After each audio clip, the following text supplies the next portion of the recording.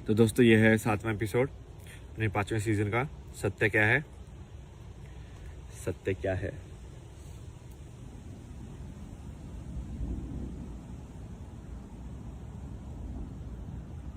देखो सत्य क्या है, इसका जवाब तो एक्चुअली कोई नहीं दे सकता है, क्योंकि इसका जवाब शब्दों में हो ही नहीं सकता है। ये ऐसी चीज है ना जो शब्द में यदि आ गई होती ना आज तक, तो ये इसके फिर ये इसका मतलब इलोन मस्क के पास सबसे ज्यादा होती है, क्योंकि शब्द में जो चीज आ जाती है वो बिकाऊ हो जाती है। फिर एक कुछ न कुछ उसका कीमत लगी जाती है कभी ना कभी। शब्द के अंदर जो भी आपका रिश्ता आ जाता है, शब्द के अंदर जो भी आपकी पहचान आ जाती है, शब्द के अंदर जो भी आपकी क्वालिफिकेशंस आ जाती है, शब्द के अंदर जो आपकी सुंदरता आ जाती है, शब्द के अंदर जो आपका शांति आ जाती है, तो वो गई, फिर वो शांति नहीं है, बिकाओगे फिर तो। बस कीमत है, कितनी कीमत लगाओगे तुम। और आज के टाइम पे I think most of the लोग ऐसे ही हैं। लाइक लड़कियां भी आई थिंक जब लड़का ढूंढती होंगी तो वो यही ढूंढती होंगी कि पैसे वाला होना चाहिए। तो उनको भी मतलब नहीं है, उनको भी सिर्फ पैसे से मतलब है। मतलब खरीदा जा सकता है उनको ना, समझ रहे हो कि अब एक इंसान इस लाइक वो पैसे से कमा लिया है, तो अब उसको बहुत ऐसी सुंदर वैसे वाली लड़की मिल जाएगी, क्योंकि वो उसको खरीद लेगा, उसके पास पैसा है। तो इनडायरेक्टली वो अपनी सच से, अपने आप से थोड़ी ना वो शादी कर रही है। वो लड़की उसके पैसे से शादी कर रही है और वो उसको खरीद रहा है। बेसिकली वो उसको ऑब्जेक्ट मानेगा पूरे टाइम। अब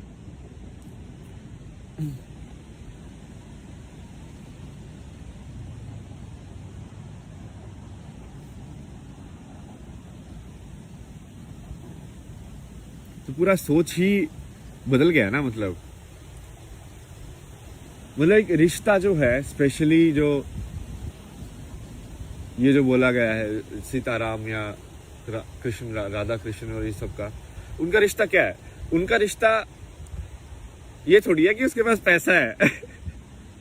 उनका रिश्ता ये थोड़ी है कि भाई वो उसको क्या, तुमको क्या मिल जाएगा, क्या सेफ्टी मिल जाएगी, तुमको घर चाहिए, तुमको शॉपिंग कराएगा कि नहीं कराएगा।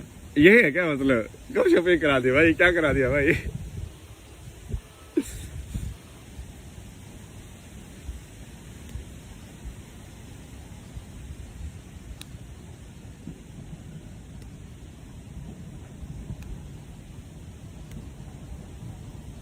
या फिर तुम्हारी इच्छाओं को पकड़ ले वो कि तुम, हाँ भाई जैसे दूसरों का होता है ना कि कोई एनआरआई है तो उसको भाई अलग उससे वो मिलता है प्रेफरेंस, क्योंकि बहुत सारी लड़कियों को आना होता है यहाँ पे, या लड़कों को आना होता है, एक ही बात है। सो मान लो एनआरआई लड़की है तो मान लो लड़कों को आना होगा, तो वो लड़का भी अलग सही है भाई, बाहर देश में तो जाएंगे।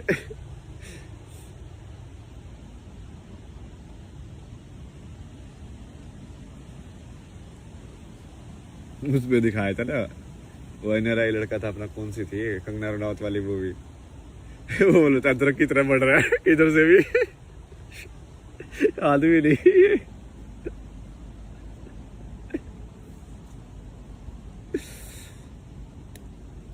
चलो सीरियस बातें करते हैं। आज आपको थोड़ा कुछ सिखाना है। तो एक टर्म होती है इंग्लिश के अंदर कि जनरेशनल पैटर्न्स, ठीक है।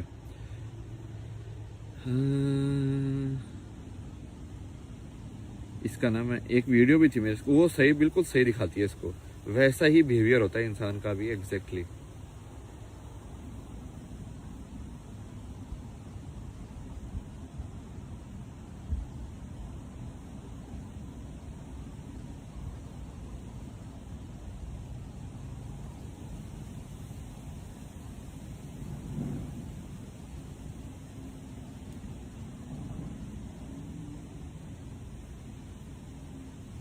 तो ना पहले ये देखो ये वाला, ठीक है।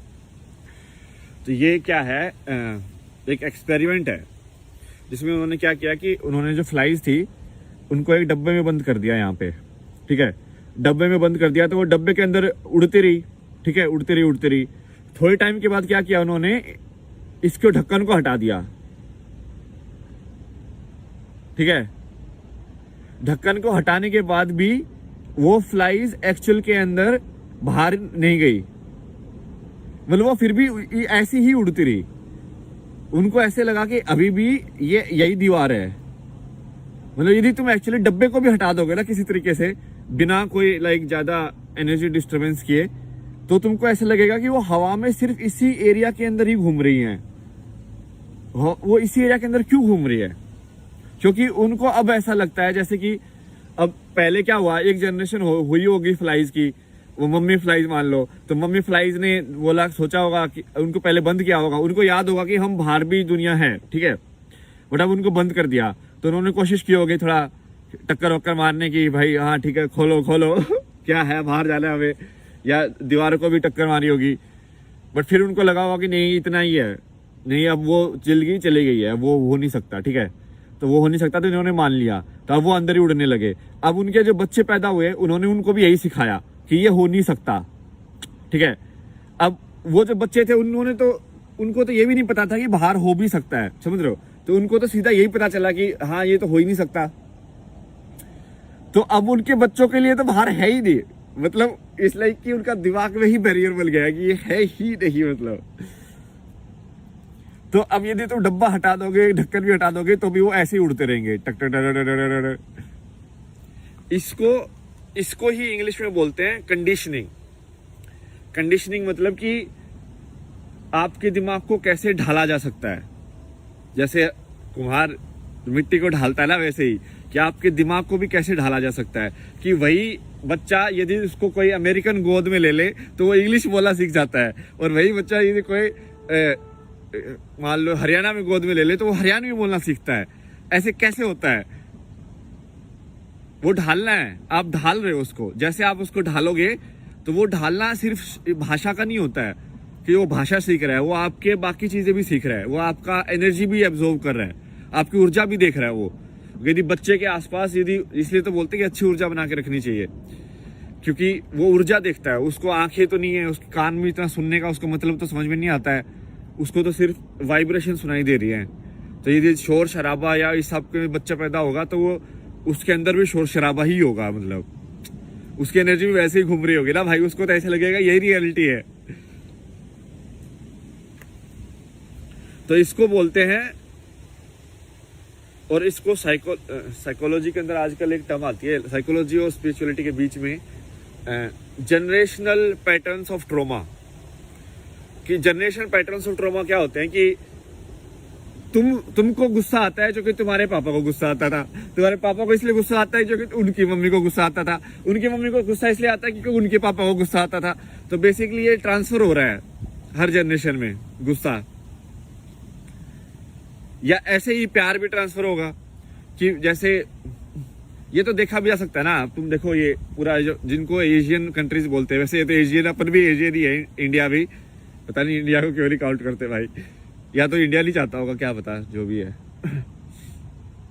तो जैसे ये जो कंट्रीज हैं, कोरियन, जापानीज, यहाँ के लोग अभी भी बहुत ज्यादा पीसफुल है यार।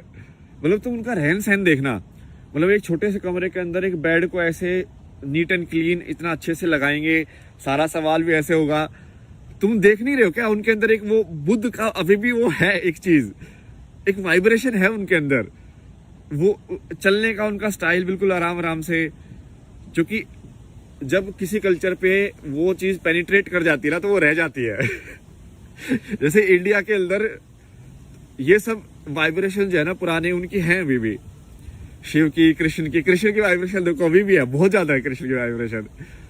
मतलब लोगों ने बहुत उल्लू बनाया, पैसे कमाने की कोशिश भी की है कृष्ण का नाम लेके, बट उसका सही में वाइब्रेशन, मतलब कि उसका कैरेक्टर जैसे बुद्ध का है, वो बुद्ध का कैरेक्टर ही तो है कि वो आराम से रहना है, ऐसे लाइक। जैसे तुम इनका मेडिटेशन की वीडियो देखता हो तो कितना आराम से बोलते हैं ये लोग, ऐसे बोलते हैं, हम आपके लिए बोलेंगे क्योंकि मैं बोल रहा हूं। मतलब ये क्योंकि क्या करते हैं ना, माइंडफुल अवेयरनेस रखते हैं, तो ये शब्द के बीच बीच में भी गैप दे दे के कि हाँ मैं ही बोल रहा हूँ, लाइक बीच बीच में वो मेडिटेशन कर रहे हो, मतलब ये समझ रहे हो, बोलने के साथ साथ। तो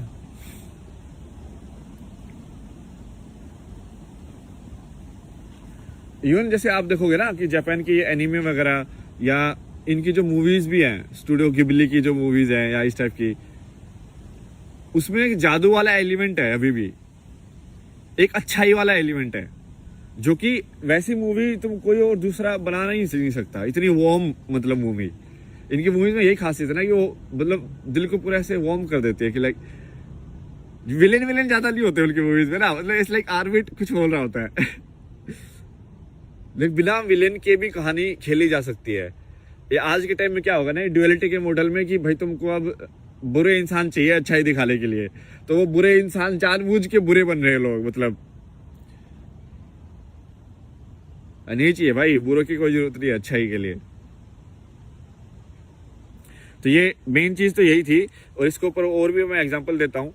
पहले तो मैंने आपको बताया कि कंडीशनिंग कैसे होती है, ठीक है, ये तो आप समझ गए होंगे, उदाहरण दे दिए मैंने, 3-4 उदाहरण दे दिए हैं, और ये एक्सपेरिमेंट की वीडियो भी है, मेरे को इंस्टाग्राम पे दिखाता है, मुझे लगा ये तो परफेक्ट एक्सपेरिमेंट है भाई।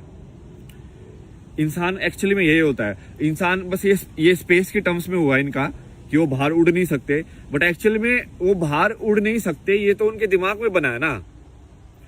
तो सही यही चीज होती है जब आपको किसी चीज का ज्यादा रिएक्शन हो रहा होता है, समझ रहे हो, कि कोई चीज आपके दिमाग से बाहर क्यों नहीं निकलती है, कोई थॉट या कोई विचार आपके दिमाग में अटक कैसे जाता है कि तुम आप सोचना नहीं चाहते बट फिर भी नहीं सोच पा रहे हो उसको, नींद भी नहीं आ रही आपको उसके चक्कर में, आप सोचे ही जा रहे हो, सोचे ही जा रहे हो, सोचे ही जा रहे हो, सोचे ही जा रहे हो, क्या क्यों नहीं रुक रहा वो विचार आपका, क्यों कंट्रोल में नहीं है वो इसकी वजह से ही है, क्योंकि आप ये इनविजिबल बाउंड्री बना लिया आपने ना कि आप उसके बाहर तो उड़ ही नहीं सकते हो, तो वही होगा।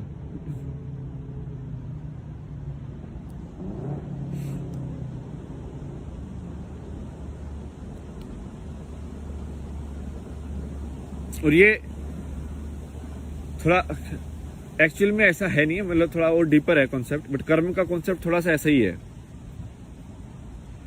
कर्म का कॉन्सेप्ट है कि बेसिकली जैसे इनके जो फ्लाइज के बच्चे पैदा हुए, अब उनको वो उतनी ही नॉलेज मिली कि इसके बाहर नहीं जा सकते।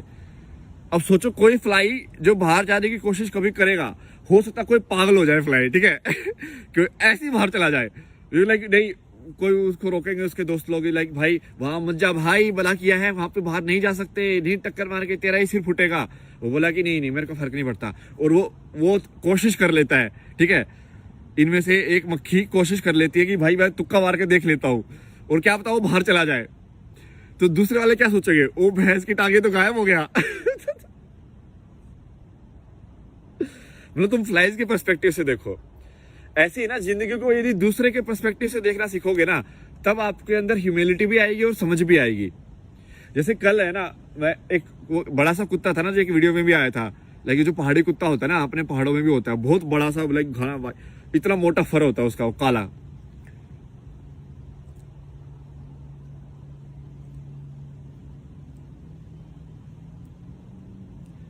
तो वो मैं उससे ऐसे लाइक ऐसे बात सा कर रहा था, लाइक क्या कैसे भाई, तो वैसे वो फिर भौंकने लगा वो, तो उसकी है ना वो भौंकने की आवाज काफी लाउड है, तो एकदम से भौंका ना, तो मैं थोड़ा डर गया। तो फिर वो जो उनकी थी वो बोल रही थी कि नहीं, मतलब वैसे मुझे पता था कि वो कुछ करेगा नहीं, क्योंकि ऑब्वियसली वो दोस्ती है, वो तो मेरे पास ही बैठा रहता है।